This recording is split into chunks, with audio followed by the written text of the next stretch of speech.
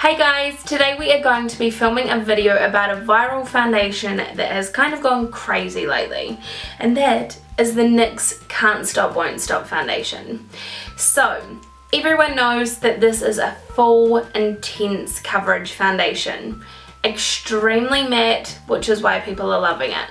But what about us dry skin girls? My skin is literally like the Sahara Desert, so when it comes to a full matte foundation, my skin hates it, like literally despises it. So we are going to be testing out this foundation and trying it with one side being applied with a brush and one side being applied with a sponge, and we are going to work out how exactly you can apply this full coverage, intense matte foundation that will work for dry skin, because this is so affordable. Like, this foundation is crazy affordable. So why do we want to go and spend $1 million on a foundation that is the same kind of coverage and that, but it works for dry skin? I don't want to waste my money. I want to be able to use the same product everyone else is using. So we're going to test out this bad boy, work out how to apply it for dry skin, and see if it actually can be used with dry skin, because it claims it can be. So we'll put it to the test and see if it actually can be.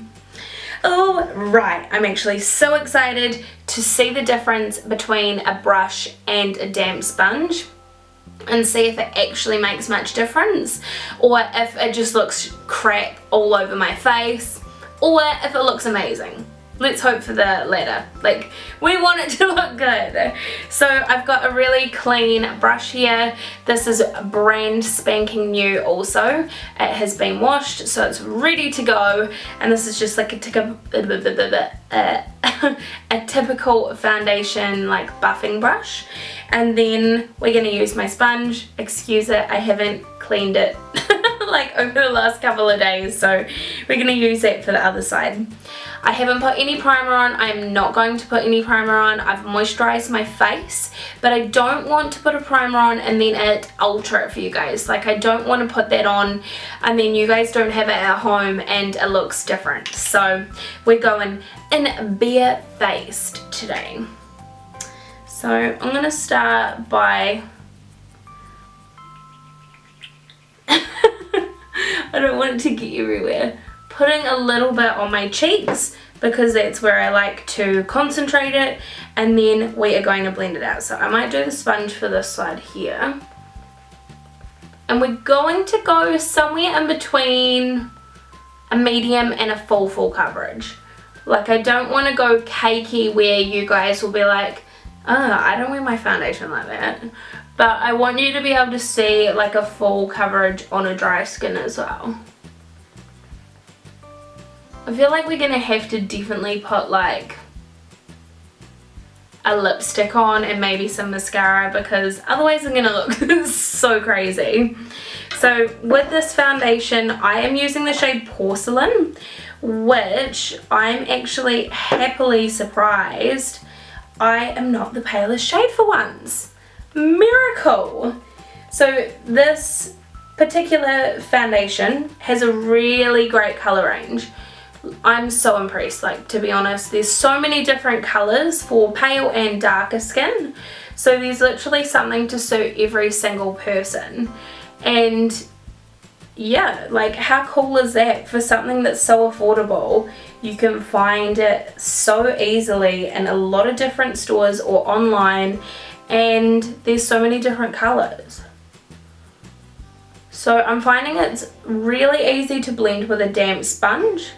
It's not sitting in any of my like patches of dryness. So for myself, I get really dry cheeks. Also, sometimes around my chin I can get like patches of dryness, and under my eyes is normally really dry as well. Like, my foundation cracks quite easily. So what we're going to do is do half and half, and then I am not going to set it. I don't want to use any powder. I just want to use this foundation, and then I'm going to go away for a couple of hours and then come back and show you guys what it looks like. This actually looks hilarious, having half my face painted. So far so good. I am finding that it's not sticking as much as I would like it to around my nose crease, I guess you'd say. So I'm just going to put a tiny bit more there and blend it out. So it could just mean that I maybe need a primer for this area, but we'll be able to see like later on after I've worn it for a little bit how long it wears and whether on the like dry patches it comes through and just clings, because that's what I find with a lot of matte foundations on my skin. It just clings, it looks so dry. My psoriasis comes through really bad as well. So we are going to test this out. So I'm going to put it on my face again. Normally I put it straight on the brush, but I really don't want to take any risks that I'm going to apply it differently. I want to make sure that I'm giving both the same equal chance.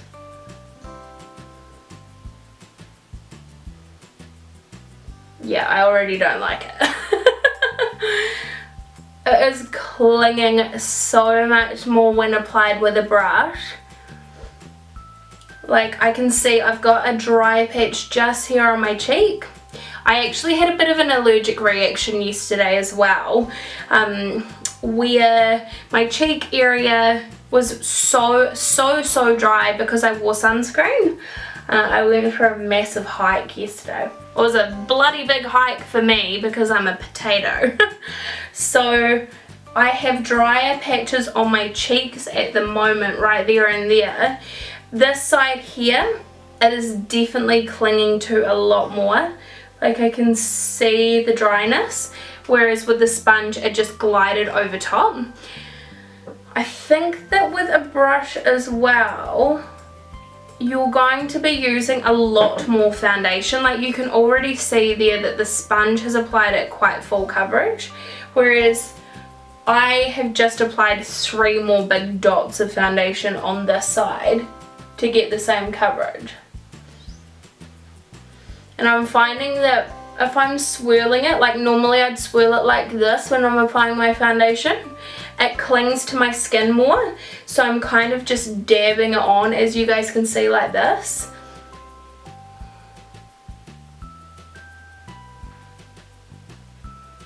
Yeah, like on the areas that I'm not dry, you can see here, I'm not as dry here. It actually looks really nice. It looks quite sheer. I really like the application there. But on like a dry skin, it's not working out as well as I had have hoped. And I also have a scar on my nose. When I was little, I got scratched across my nose by a dog actually. So I've got, it's not like a deep scar, but it's deep enough that if my foundation's not applied evenly or nicely, you can definitely see a line right from one side to the other side of my nose because the scratch goes all the way across. So yeah, you can see that scar now because it's not applying it evenly over the texture. Yeah, and my psoriasis up the top here, it's blending it out really nicely around the edges, but it's definitely clinging to the psoriasis a little bit more. I do really like how it applied around my eye area though. I feel like having the brush, it's just really softened it. Yeah, you can see it's clung to the dryness here. So between the two so far, I'm really liking the look of my right hand side. So this is my sponge application. Really nice, quite even. The only problem that I have is that on my dryness under my eye, I can see that that has clung a little bit at the start here. But the thing is, normally I wear a concealer under my eyes, so that wouldn't be an issue for me. It's really softly applied. It's not clinging to any dryness that I can see, except for my nose area, which normally I wear a primer through my T-zone. I wear a smoothing primer because my skin can be a little bit more uneven in certain areas. But with my left hand side where it's applied the brush, it's definitely clung to a lot more dryness. compared. So what I'll do, I'll zoom you guys up so you can have a close-up look on how this Can't Stop Won't Stop foundation looks on a dry skin. Like I'm pretty dry, so I'll zoom you guys up so you can see what it actually looks like, and then we will come back after, what's the time now? There's my phone. Okay, we'll come back at around 2 p.m. That gives us 4 hours so we can see how it actually looks and how like halfway through the day after you've applied it, it would look, and whether it's wearing well if you were going to wear it to work or going out or anything like that. So let me zoom you guys in now.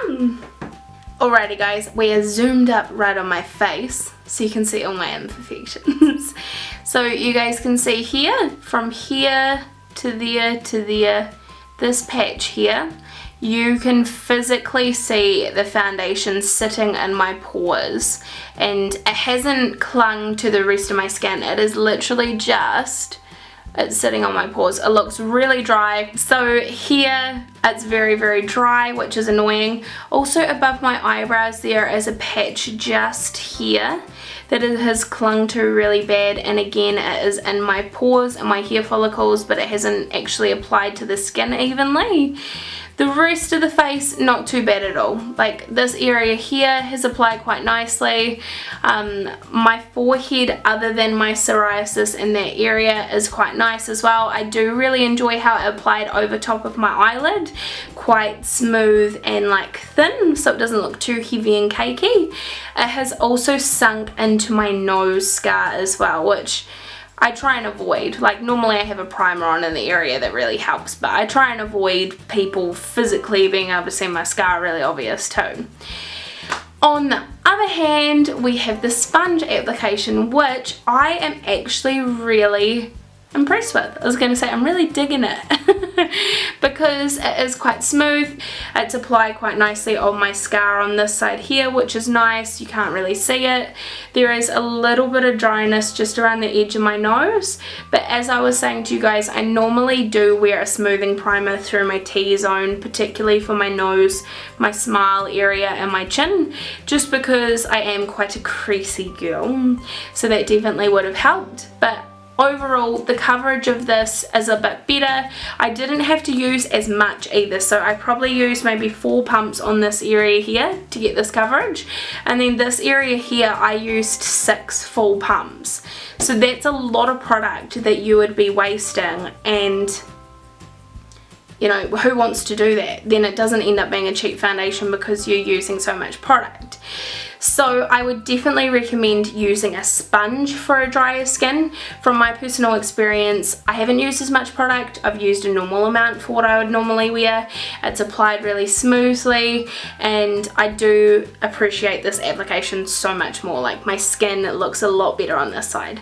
But the main test is going to be when we come back in a couple of hours and you guys can see how it's worn on my skin and whether it is something that is approved and that we would like. So the clock is ticking. I will see you guys soon for the final review. Yeah.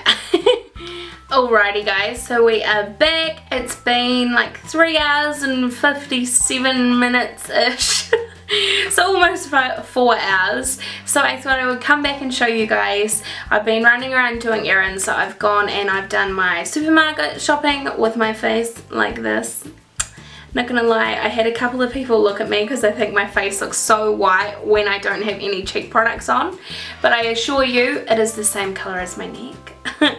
So I am going to talk you guys through what I noticed over the last couple of hours, and then I am going to complete my makeup so you guys can see at the very end what it looks like with a full face of makeup on with me, nice and finished and everything on. So I still really prefer the sponge application. I really do like the sponge application. I think that it's a little bit fuller coverage. It definitely didn't use as much product, which was awesome, and it did not cling to my cheek area at all except for that one little dot compared to this side. With the brush application, I feel like when I was doing my normal circular motions, which I do to blend out my foundation, it just really pushed the foundation into my pores in this area here. Again, like I said earlier, I am not wearing a primer, so that could definitely help, but I find that the sponge is a lot more of a smoother application with this foundation with a drier skin, instead of the brush pushing it into the dryness. Again, the same with above my eyebrow still, and then my hairline where I have my psoriasis. Just not as good as the sponge, I think.